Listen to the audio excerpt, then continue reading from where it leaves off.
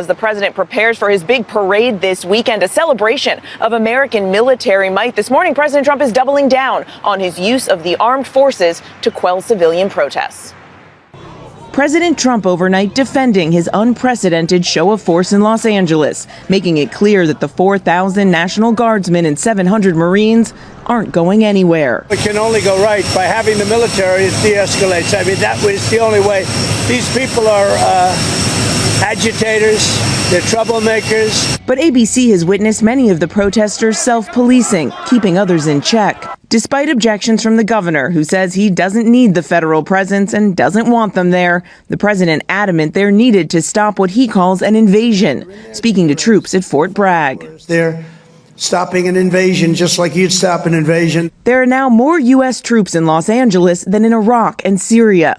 On Capitol Hill, Defense Secretary Pete Hegseth defending the mission, saying it will go on for the next 60 days, estimating it will cost American taxpayers $134 million. Why are you sending war fighters to cities to interact with civilians?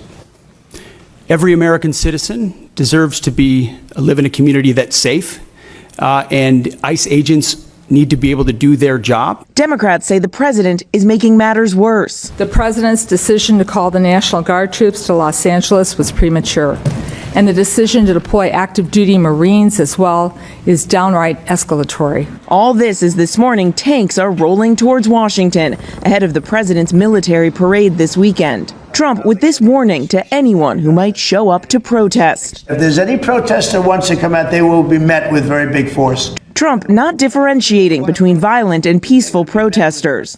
There are protests planned around the country for the day of the parade. The president has longed for this parade, a show of military might like he's seen from other countries. Sources tell ABC News mounted rocket launchers will be on display, as well as precision-guided missiles. This in addition to those tanks and an assortment of fighting vehicles. The event will also feature 6,700 soldiers and a 50-aircraft flyover.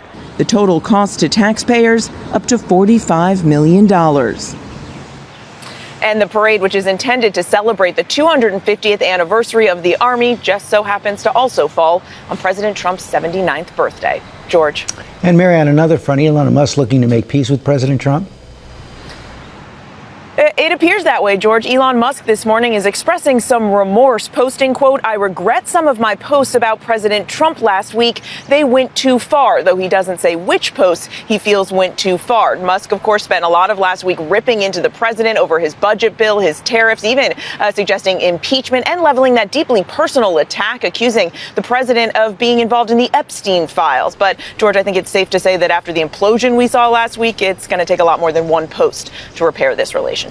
Mary Bruce, thanks very much.